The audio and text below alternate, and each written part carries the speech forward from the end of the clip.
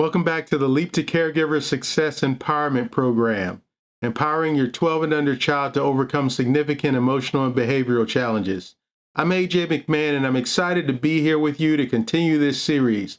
We were able to discuss in a previous video the developing brain, which we learn about by neuroscience, so we can understand that your child's brain is developing from birth to the age of 25. We need to understand the developing, not dysfunctional brain. Today, we're going to talk about another significant factor powerfully influencing children with their emotional and behavioral challenges, and that's inner temperament.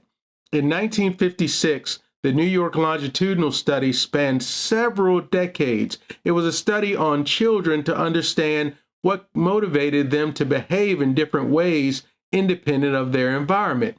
During the New York longitudinal study, they found that most children had one of three predominant inner temperaments, which motivated them from within to respond to their environment in different ways. The three most commonly found temperaments were the compliant temperament, the slow to warm up temperament, and the difficult, or as James Dobson coined, strong-willed temperament. What we learn about these inner temperaments is that they are powerful influences in how children are motivated to interact with their environments, particularly the boss. What we learn about the compliant temperament as we explore this is that children that are influenced predominantly by the compliant temperament, they are rule followers. They are driven and motivated from within to please and achieve. They are frustrated when others do not follow the rules and at times feel overly responsible for themselves and others. These children can struggle with perfectionism, and they often fight for high achievement in their life.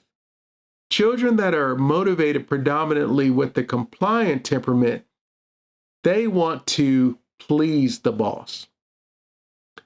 Children that are predominantly operating with the slow to warm up temperament, we find that they don't like making waves. They are slow to warm up socially. These children will often try to avoid the spotlight. They can be extremely perceptive at times to the feelings and emotions of others. They often go unnoticed. What we understand about children operating with the slow to warm up temperament, they have a interaction with the boss that is somewhat similar to those operating with the compliant temperament. Children that operate with the compliant temperament, their major strength is responsibility, and their major struggles can be anxiety and depression. However, with the child operating with the slow to warm up temperament, their major strength is they are often very self-sufficient. And their major struggles can often be depression and feeling like a burden. When it comes to interacting with their world, children predominantly motivated by the slow to warm up temperament often don't want to upset the boss. Now we get to children operating with the difficult or strong-willed temperament. These children often want to do what they want to do. They often want to use their high intelligence to have life on their terms. They want to do what they want and get out of what they don't want. They're upset when they have to do things they don't want to do.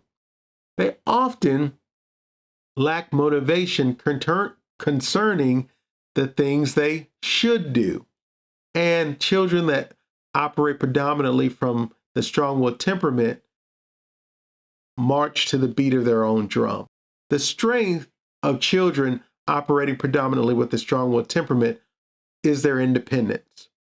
Their major struggle is symptoms of just about every childhood disorder imaginable. We have to understand that children operating with the strong-willed temperament are different than the compliant temperament who wants to please the boss and the slow to warm up temperament who wants to not upset the boss. Children operating predominantly from the strong-willed temperament, they are motivated to be the boss. This often creates conflict with their primary caregiver, which is often the maternal figure in their life. We must understand that children are motivated from within. We must understand that children often have a dominant temperament and a secondary temperament that they often show characteristics of both fairly commonly. Children most often don't show as strong of characteristics of their tertiary temperament. So I wonder, what predominant temperament would you say your child is operating from? That's very important. When you have your workbooks, you want to be able to look at the temperament of your child. You want to be able to identify that. And in your workbook, there's an opportunity to do that. As you look in your workbook at the temperament category, you get to identify specific characteristics that have stood out to you about each temperament. Please feel free to take some time to do that.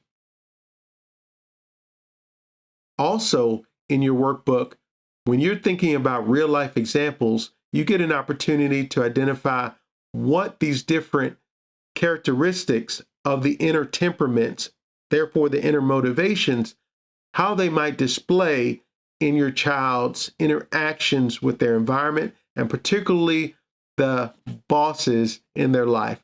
So what this may look like is a section you can use to identify that in your workbook. Please feel free to take some time to do so. You may also want to take the opportunity to identify one or two specific children and the inner temperament that you feel is most dominant.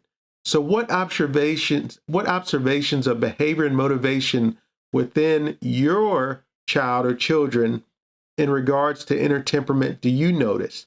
Please take me an opportunity to write in the first name of a child in the section with child A and the observations you notice about the motivations from within in regards to their inner temperament. And also, if you'd like to, feel free to take time to do that with a second child under child B. It's important that you get the opportunity to recognize the inner temperament predominant or the inner temperaments predominant in your child and how they may be motivated from within to interact with their environment, and particularly you, the boss. Thank you for taking time to check out this information. I hope it's helpful in your journey. Continue to stay tuned. Please like and subscribe. We want you to stay connected, stay involved, stay tuned as we empower your 12 and under child to succeed.